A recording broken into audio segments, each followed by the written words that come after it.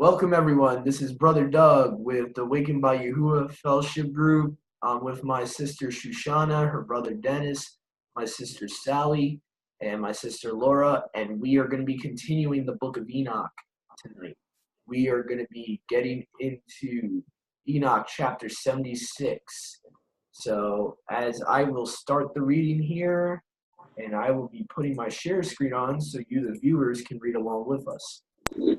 Okay, here we go. Chapter 76 of Enoch. I will be reading the Hallelujah Scriptures version, which is very similar to the R.H. Charles, or almost exactly identical, except for the terminology. And at the ends of the earth, I saw 12 portals open to all the quarters from which the winds go forth and blow over the earth. 3 of them are open on the face of the heavens, and 3 in the west, 3 on the right of the heavens, and 3 on the left. Let's see here. And the 12 portals of the 4 quarters of the heavens are completed. And hold on. Whoops, let me see a second. Okay. And my bad about that. And the 3 first, verse 3. And the 3 first are those of the east, and 3 are of the north, and 3 after those on the left of the south, and 3 of the west. Through 4 of these come winds of baraka and prosperity, and those 8 come hurtful winds. When they are sent, they bring destruction in all the earth, and on the water upon it, and on all who dwell upon it, and on all which are in the water and on the land. And the first wind from those portals, called the east wind, comes from through the first portal, which is in the east, including towards the south. From it comes forth desolation, drought, heat, and destruction. And through the second portal in the middle comes what is fitting, and from it there comes rain and fruitfulness and prosperity and dew. And through the third portal, which lies toward the north, come cold and drought. And after these come forth the south winds. Through 3 portals, through the first portal of them, inclining to the east, comes forth a hot wind. And through the middle portal next to it, there comes forth fragrance, smells, and dew, and rain, and prosperity, and health. And through the third portal, lying to the west, come forth dew and rain, locusts and desolation. And after these north winds from the 7th portal in the east come dew and rain, locusts and desolation. And from the middle portal come in a direct direction, health and rain and dew and prosperity. And through the third portal in the west come cloud and frost, and snow and rain, and dew and locusts.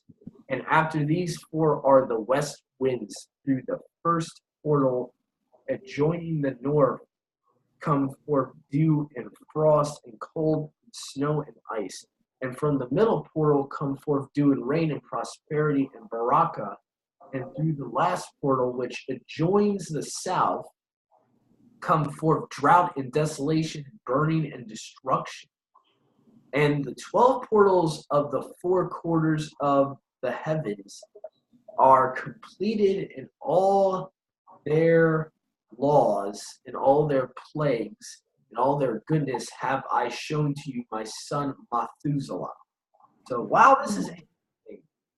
Really interesting. And if you connect that to Exodus, it kind of makes sense, because you see where the locusts come from. So when think about like all these plagues, Yahuwah sends on the Egyptians. It's like, okay. So he's just pretty much just opening the sky up, and then he's opening the vault up, and then it's just going straight through the sky onto them.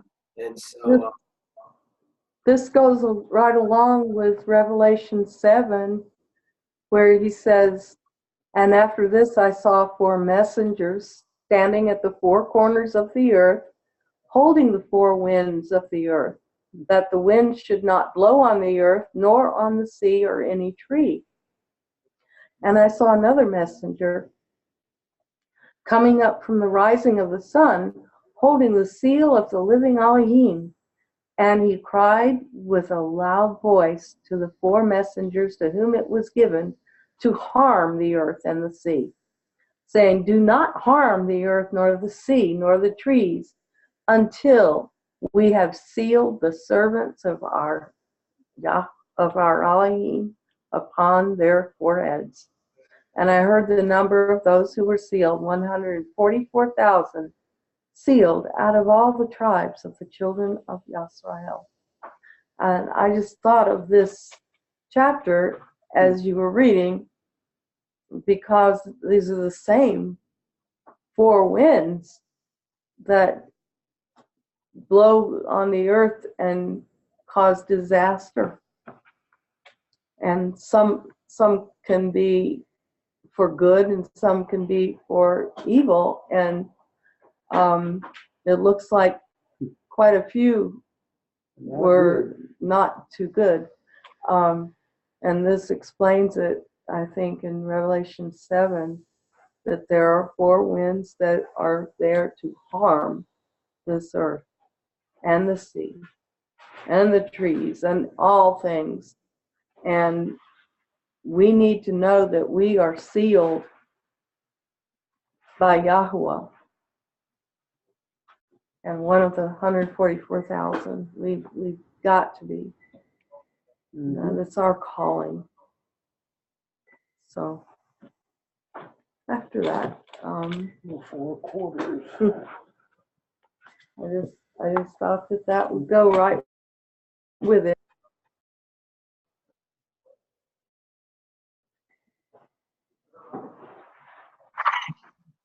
I find it interesting that what it's describing here too with the 12 portals of the 4 quarters of the heavens. So it's interesting that we know the earth has 4 corners. And so it's basically saying that the heavens, meaning it could mean the sky or the 3 heavens, have 4 quarters or corners, which I find pretty interesting. And also it's interesting that there's 12 portals. Like it's so interesting how Yahuwah is always using the number 12 for stuff. It's like really interesting. It's almost like he's doing it on purpose. And I also find it interesting what's in these portals. It talks about weather, and stuff like that. So it's kind of like giving you an idea of how we would see like storms and stuff. Really, all that's happening is Yahuwah is sending that through the portals of the sky, and that's pretty much desolation, drought, heat, destruction, frost, cold, snow, and frost. Yeah, all those things. It's interesting too that Enoch is saying this stuff to Methuselah. So this is like him talking to his son, and he's saying, he's explaining to him all this stuff. So I'm guessing that one of the Malaks in the 3rd heaven probably explained it to Enoch and showed it to Enoch, and then he came back and explained it to Methuselah. He was like, "This is what I saw." It's kind of like almost like instead of being in a vision like John and Ezekiel, he actually physically went there. So it's almost like he got a better view because he actually was physically there. John was only basically in the spirit. He never physically went up there. And so it's kind of interesting. Yeah, look at all the knowledge that we've all. Yeah, Enoch was probably, for a human being, he was probably the closest anybody has ever been to Yahweh. Even Moshe, because what Enoch has seen, what he went through. And I'm not saying anything bad about Moshe, because he's very close to Yahweh too, or he was in his life.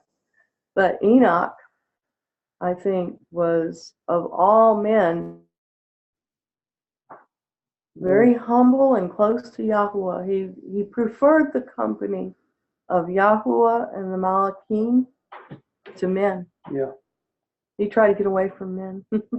Yeah, I can kind of relate with the guy. I think me and him would be good buds.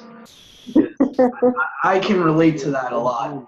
It's like, I feel like Jonah sometimes. It's like, I don't want to go there. I don't want to go to Nineveh. No, I don't want to go. In a way, yeah. Yeah, so, and the funny thing is, too, for the viewers that don't know much about Nineveh, Nimrod actually found Nineveh. So I kind of find it interesting that the cities that this jerk finds, pardon my French, but he is a jerk, and every city he finds seems to get destroyed by Yahuwah or pronounced for judgment, or Yahuwah sends someone to get the people to repent and to kind of get them out of there. So it's kind of interesting. Like, you have Sodom and Gomorrah. It's been rumored that Nimrod had influence even in Sodom and Gomorrah, and that's why it became so wicked. I know. Yeah. Has anybody else got any questions or comments? Hold on, I think I had Sally muted when I was reading, or she muted herself. So I want to see if Sally has anything to add.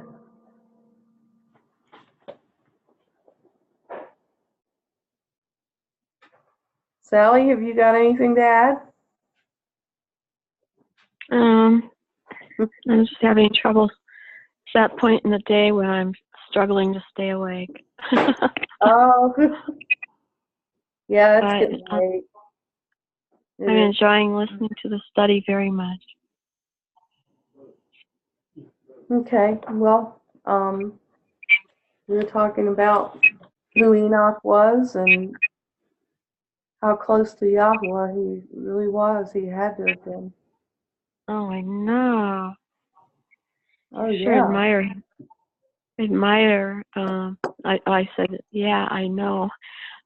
Yeah, I admire those people. They were so driven and so on fire and zealous and strong to, to be like they were.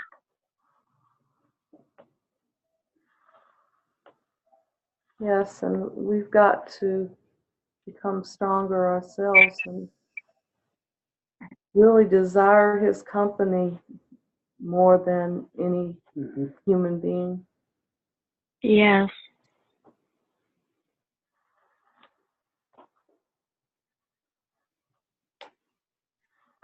Right. Well, by all means, anyone that would like to continue with the reading for chapter 77, feel free. So anyone that wants to volunteer.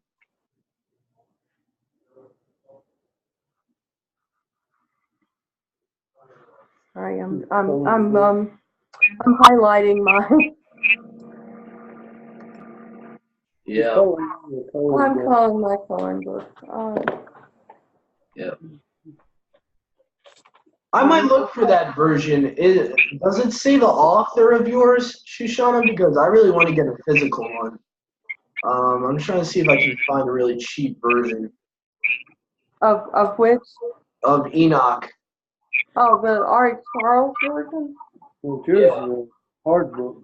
Mine's hardbound, but I found one for Sally at Amazon.com for $5. So you might, yeah, it's the same version as everything I have, except I've got hardbound and there's a softbound.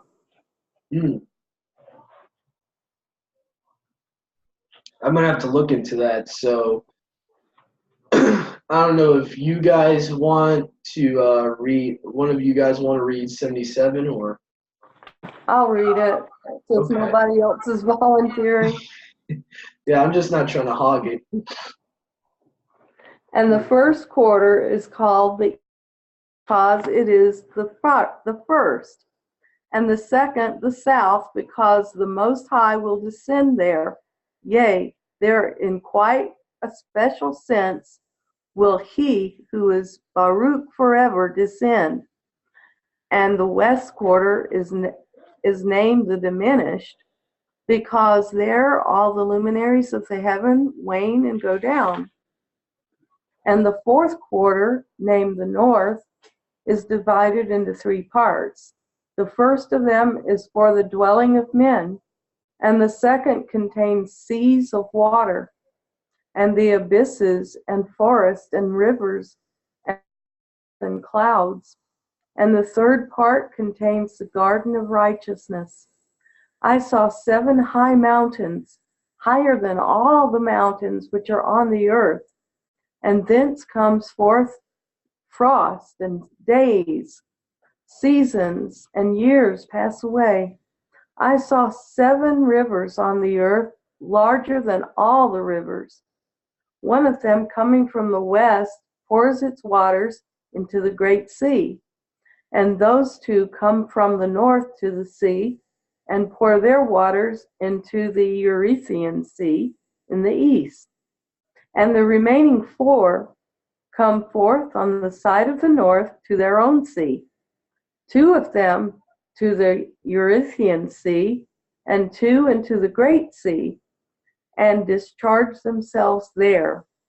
And some say, into the desert. 7 great islands I saw in the sea, and in the mainland, 2 in the mainland, and 5 in the great sea.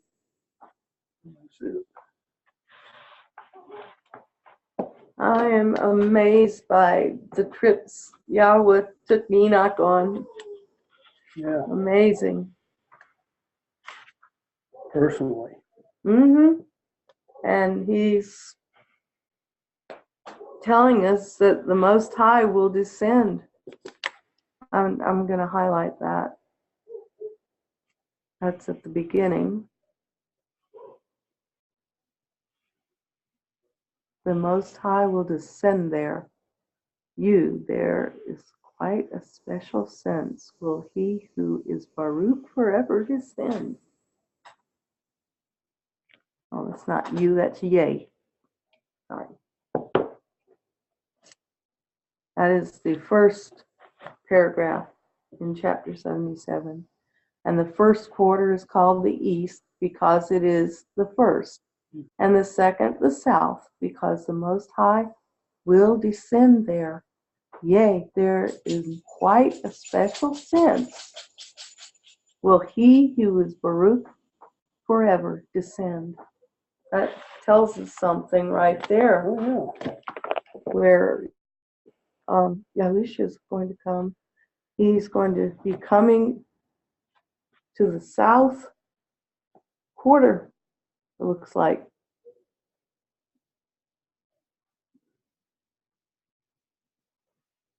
Is the first quarter in the east and the second quarter in the south, and that's where the Most High will descend.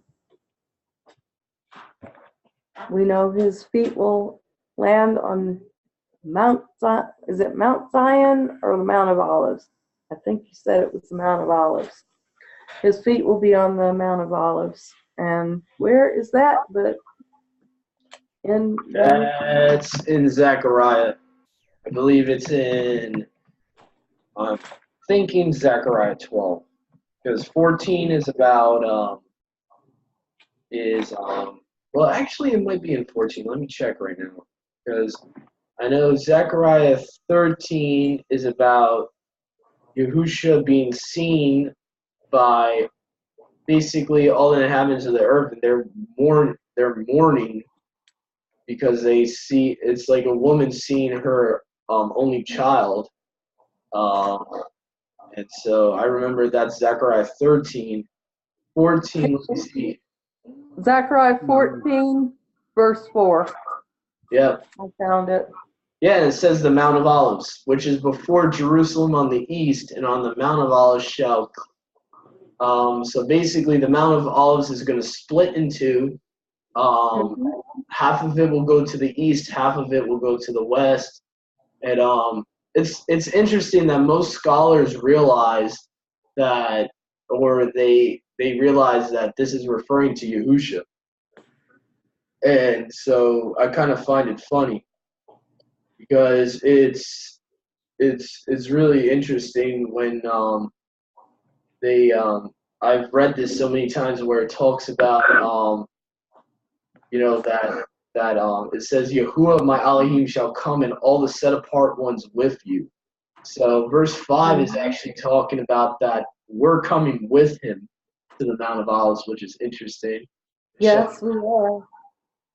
It says in that day, verse 6, that light shall not be clear nor dark, but it shall be one day which shall be known to Yahuwah, not day nor night, but it shall come to pass that at evening time it shall be light.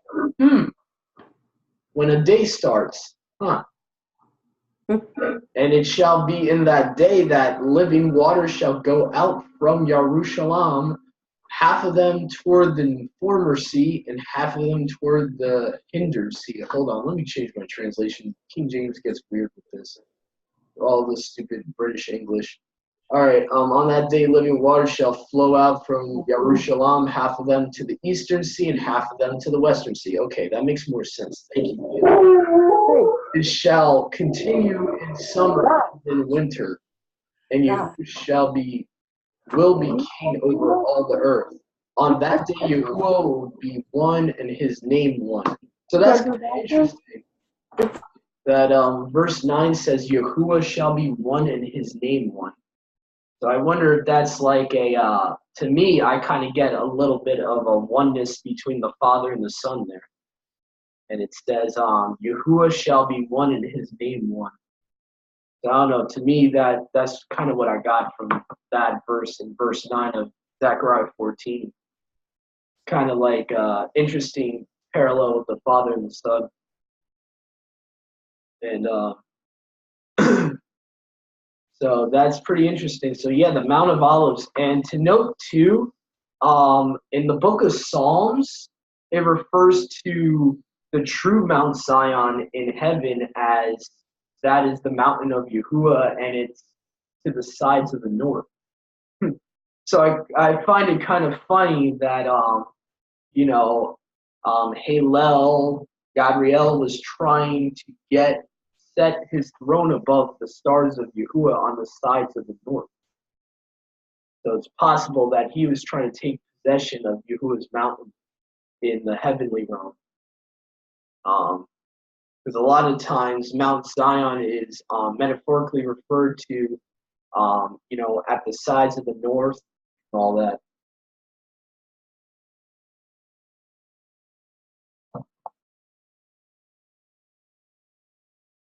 So anyway, I just wanted to bring that one out. So I think that's all we could really comment on that topic right there.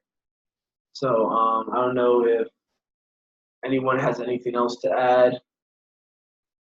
I do find it kind of interesting though, the whole east to west thing.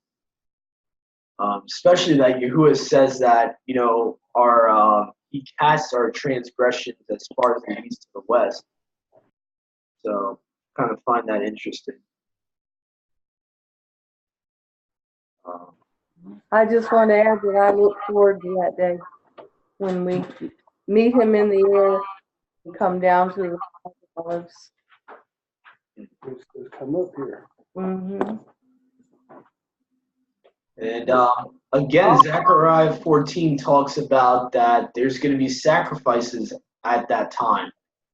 Verse 21, and every pot in Jerusalem and Yehuda shall be set apart to Yahuwah of heaven's armies, so that all who sacrifice may come. And Shalom, Brother Daoud, I think we just read Enoch 76 to 77. So 77 we just finished. Yeah. So did we finish 77 or we Yeah, we did. All right. So I don't know, Brother Daoud, if you would like to pick up where we left off. We were What? just commenting on chapter 77 and starting 78 possibly. So I don't know if you would like to read or not. Or Because they're all the luminaries of the heavens wane and go down. Mhm. Dennis, you want to bring that out? Well, yeah, we didn't mention earlier, but and you leave your hand there. The west quarter is named the diminished because they're all the luminaries of the Shemayim, heaven, wane and go down. Now we know that about the sun, but now if we consider that the creation revolves around the earth, that goes for everything else too. And we know that all of the stars will fall to the earth. Mhm. And if they're truly balls of gas burning with fire, we just couldn't handle it. But we know that it's not. We know that they are Malachim. They're living Which is revealed here in this book Malachim. too. Yes. Okay. Very good. Okay. You want to read 78? yep, whoever wants to read. Okay. And the names of the sun are the following. The first are Jars, and the second Tammuz. And the moon has 4 names. The first name is Asanya, the second Ebla, the third Benes, and the fourth Ere. These are the 2 great luminaries. Their circumference is like the circumference of Shemayim, or heaven, and the size of the circumference of both is alike. Yeah. In the circumference of the sun, there are 7 portions of light, which are added to it more than to the moon. And in definite measures, it is transferred till the 7th portion of the sun is exhausted. And they set and enter the portals of the west, and make their revolution by the north, and come forth through the eastern portals on the face of the heaven. And when the moon rises, 1/14th part appears in the heaven. The light becomes full in her. On the 14th day, she accomplishes her light. And 15 parts of light are transferred to her till the 15th day, when her light is accomplished according to the sign of the year. And she becomes 15 parts, and the moon grows by the addition of 14th parts. And in her waning, the moon decreases on the first day to 14 parts of her light, on the second to 13 parts of light, on the third to 12, on the fourth to 11, on the fifth to 10, on the sixth to 9, on the 7th to 8, on the 8th to 7, on the 9th to 6, on the 10th to 5, on the 11th to 4, on the 12th to 3, on the 13th to 2, on the 14th to the half of the 7th, and all her remaining light disappears wholly on the 15th. And in certain months, the month has 29 days, and once 28. And Uriel showed me another law, when light is transferred to the moon, and on which side it is transferred to her by the sun. During all the period during which the moon is growing in her light, she is transferring it to herself when opposite to the sun during 14 days. Her light is accomplished in the heaven. And when she is illuminated throughout, her light is accomplished full in the heaven. And on the first day, she is called the new moon. For on that day, the light rises upon her. There it is right there. She becomes full moon exactly on the day when the sun sets in the west. And from the east, she rises at night. And the moon shines the whole night through till the sun rises over against her, and the moon is seen over against the sun. On the side whence the light of the moon comes forth, there again she wanes till all the light vanishes, and all the days of the month are at an end, and her circumference is empty, void of light. There you go.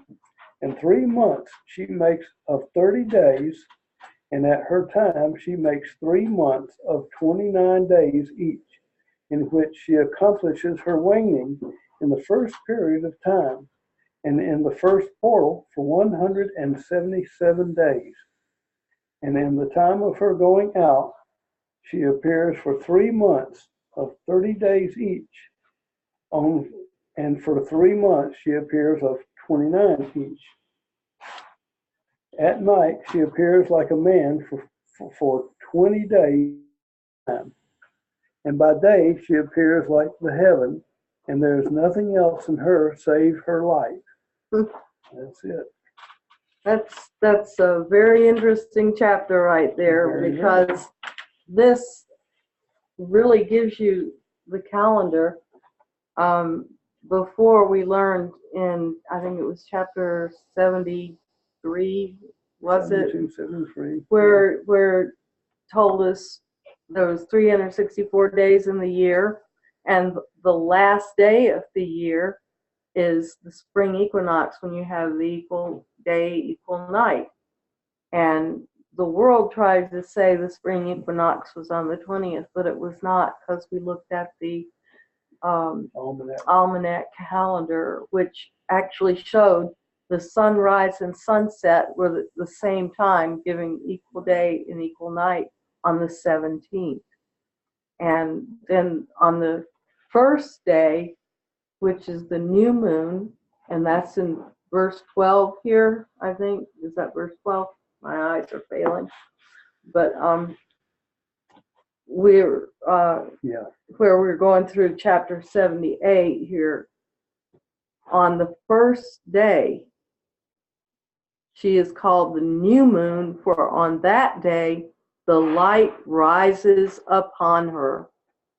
That tells you that we're keeping the exact right calendar right there, because it was on the first day of the month, right after the equinox. The first day was the next day, on the 18th, when the light rose on the sun, on the moon. Yeah. So that's a very important verse right there, because that proves the calendar to all people that ask questions about the calendar. There it is, between that verse and the verse in chapter 73 that talks about the equinox and the 364 days. But I digress. Let me get out of here and let somebody else talk. Yeah, I'm just looking over what we just read. It's very interesting. There's names for the sun, names for the moon. Yeah. So that kind of actually goes along with the canon of scripture that we know of, where it talks about that he named all the stars, and so he named all the Malachim, and he named the two great lights by certain names. It's kind of interesting that he gave the sun and moon names just like he gave the Malachim names. So that's kind of interesting. And then again is talking about it's the same size. The sun and moon are the same size and circumference. Yeah, just like they appear. They appear to be the same size, and they are. So other than that, what also I like is the precept of laws for the luminaries, that Yahuwah gives laws to them. And I think that refers to, I think in scripture it talks about that he gives, he instructs the sea not to go past a certain point when the waves roar and all that. So it's kind of like the same idea. Like he has certain laws for all creation, even the sea, and thunder and all that, and snow and all that. So it's like he has limits for where they can go or not, these luminaries. And I guess that's the point I was trying to bring out, was that the laws he's probably referring to, that Uriel is referring to, is the laws of the luminaries. That the moon has to be in a certain part of the sky, the sun has to be in a certain part of the sky, and and it's interesting that it talks about when the moon is growing in her light, she is transferring it to herself when opposite to the sun. So it's saying that the moon gets its own light, basically. If you really look at the context, it's basically saying that she's drawing her own light.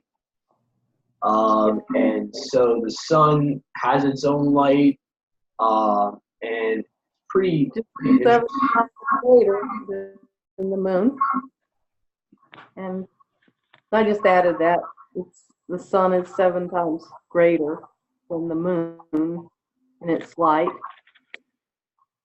But the moon has a light of its own.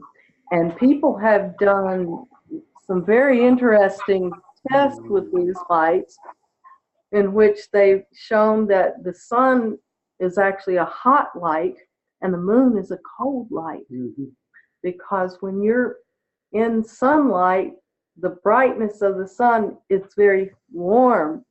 And then when you move to the shade, it could be like 10 degrees cooler. Well, moonlight is the exact opposite, because the coldness of the light is it's people have measured it. They have shown that the moon is colder in its brightness than it is in the shadow. When you're in the shadow and the light isn't upon you, it's warmer than if you're in direct moonlight.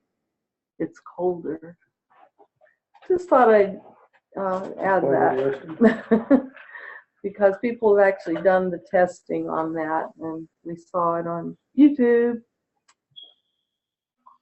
Also, I wanted just to comment on the fact that this is actually telling you that it differentiates from month to month how many days is in a month, which I kind of find interesting. It says some months are 28 days, some months are 29 days. So one month is 28 days. The world got that one right. But the rest of them, no. And in certain months, the month has 29 days, and once 28. Now that's interesting. Yeah. We have to watch for that, because normally it's either 29 or 30 days. Maybe it's not supposed to be 30 days according to what Enoch's saying. Maybe it's supposed to be either 29 or 28, possibly.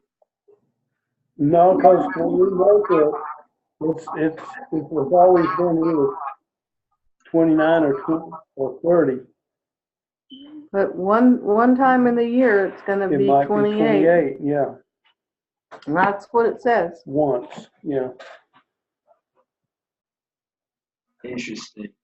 Yeah. So, let's see, who hasn't had a chance? If anyone that hasn't had a chance to read would like to read the last chapter we're going to do here tonight, because it is getting a little bit on the later side. If anyone hasn't read yet that wants to read 79, if not, I'll finish us off. It's a short chapter. Yeah, it's a short chapter. So, Brother Dawood, I know you just joined us, and I'm not trying to put you on the spot, but if you would like to read, we're on 79 now. If not, I can read. It's not a big deal. So let me know. Once. He's muted. Oh, he's muted? Yeah. Oh, he's controlling himself, so I can't do anything. Like, you can choose to unmute yourself and mute yourself, so if someone's doing that, I can't really unmute them, So Oh, okay. that's something they got to do by their own. Because I'm How letting about Sally? Is Sally awake in the scene? if anyone wants to read, feel free. No problem, but I don't have a. Oh, okay. You don't have a version of Enoch. Okay, I got it. All right, it's all good. Sally has one. Yeah. If Sally wants to read, she would like to read. I know she's getting a little tired, and maybe that's why. But either way. Yeah, she got up early and worked all day. All right, so I guess I'll finish us off here. All right, so I'll put it. Oh, Laura, if you would like to read, I forgot about you. Okay. Sorry about that. I apologize. All right, where did we leave off? Starting on 79. 79. Okay. You know where that song's from.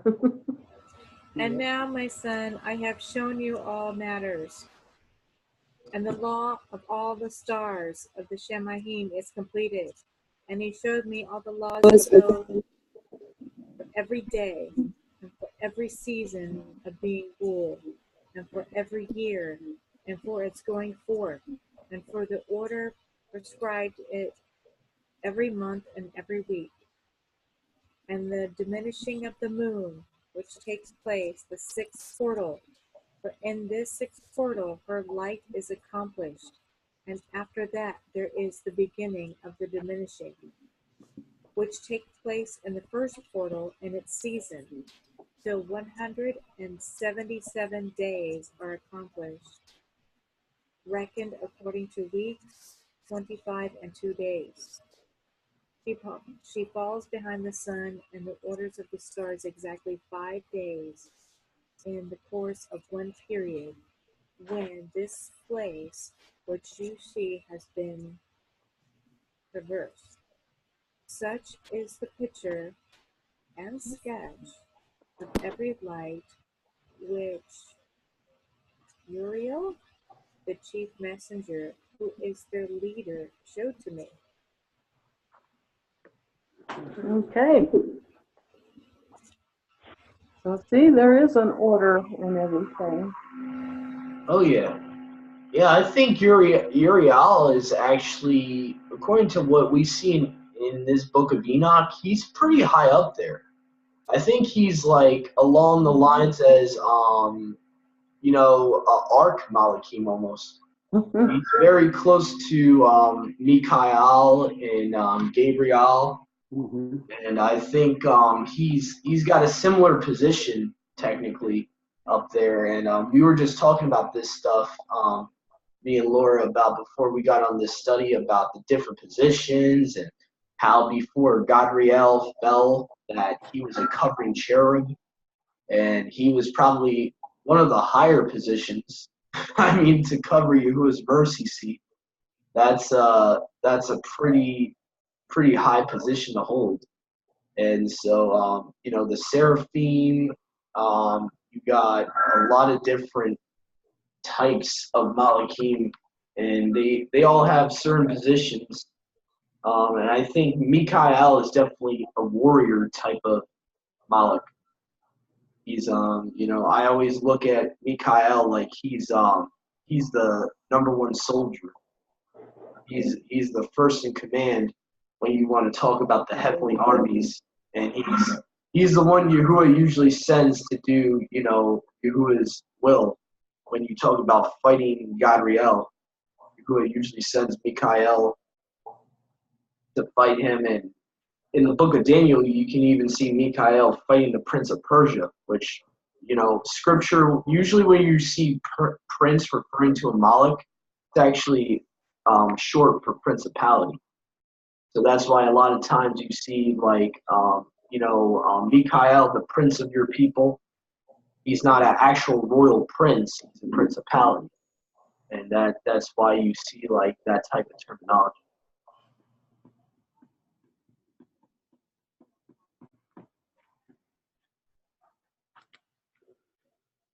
Okay, very interesting. I love the book of Enoch.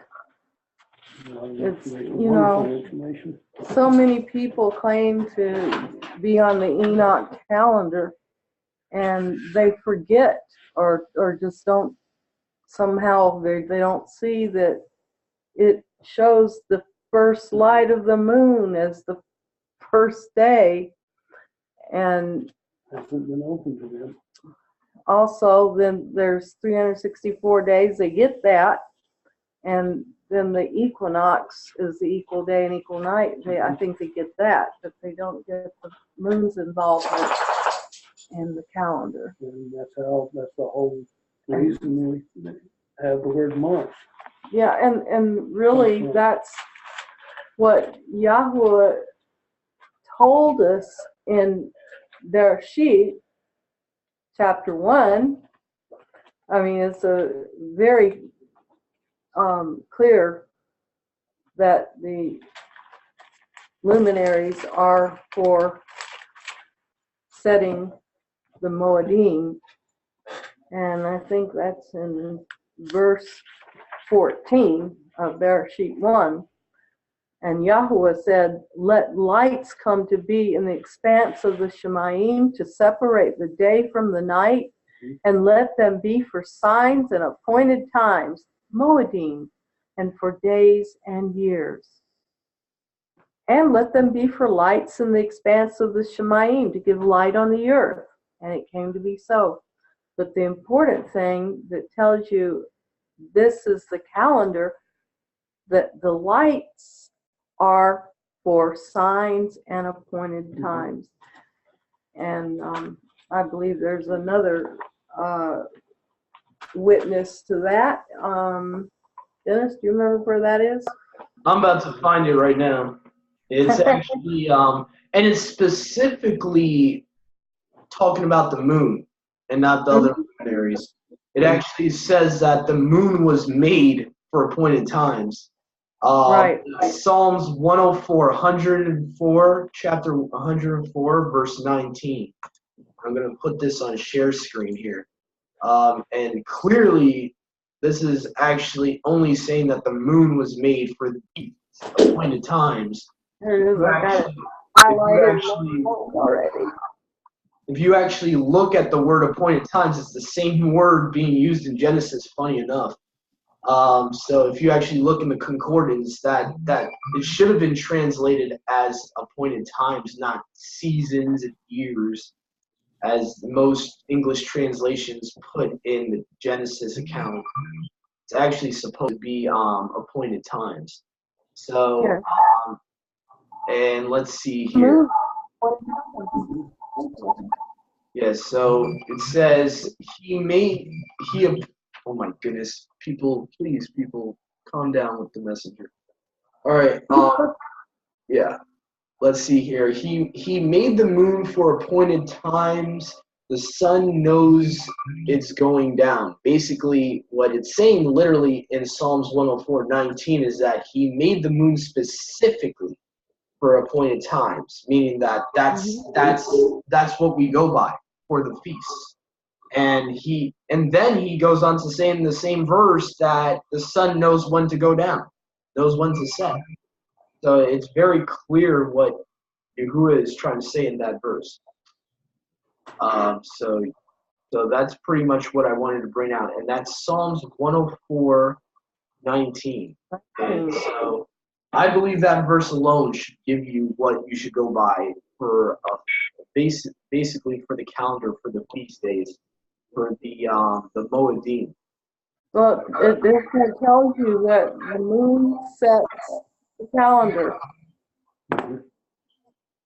It is by the moon that we know when the first day of the year is.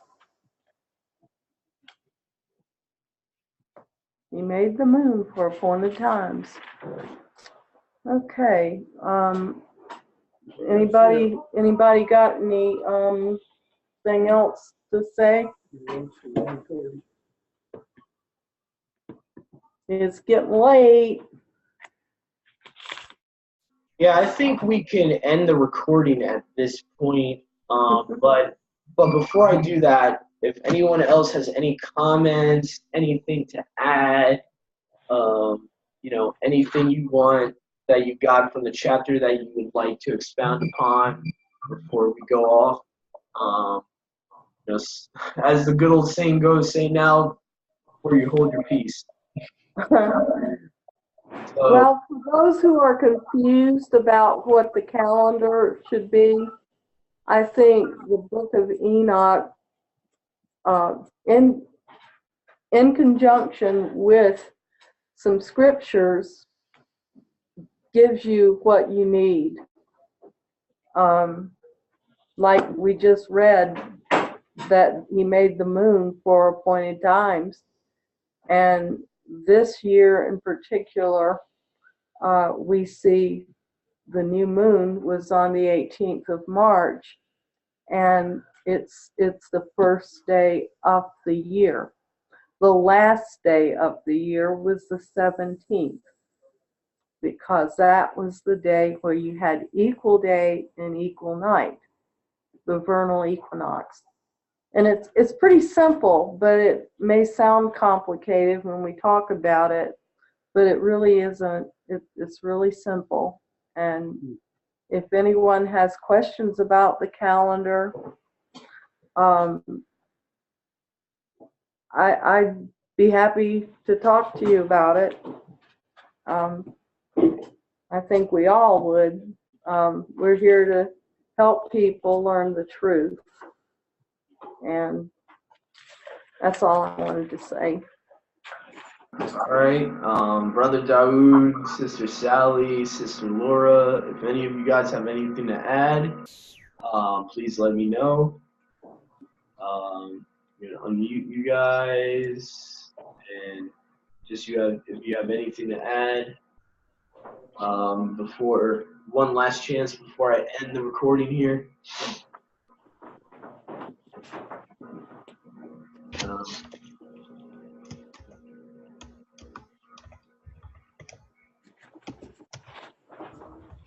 Okay, if not, we can end it here. Thank you everyone for joining us. This is Brother. Oh, okay. All right. Brother Daoud, you want to say something? No. Oh, okay. Thank you for joining us, everyone. This is Brother Doug signing off. I hope you enjoyed this study with us. I hope it baraked you and maybe got you interested in seeking out this matter. And like I always say, if you have not accepted Yahusha as your personal savior today, I would encourage you to do so. Time is of the essence. Yahusha very, very early, he said to his disciples that, for those that are asleep, I come as a thief in the night when his return comes. So there's no time like the present to accept him as your personal savior and accept his atoning sacrifice, to come back to the Father and to keep the Father's commandments. So that's all I want to say, but I also want to thank you for joining us, and for all of us from the Awakened by Yahuwah group, we just want to wish you, for our fellow brothers and sisters, have a great rest of the Shabbat, and hopefully you can reach out to us. We're on Facebook, Awakened by Yahuwah, also for the Lost Sheep Facebook page, so you can find us there too. So shalom. And for the Lost Sheep. Okay, yeah, also and that's the number 4, thelostsheep.com. You can also find us. We'll have more stuff being put up there soon enough. But have a great rest of your Shabbat, guys. Shalom. Shabbat Shalom. All right. Shabbat Shalom. Shabbat Shalom.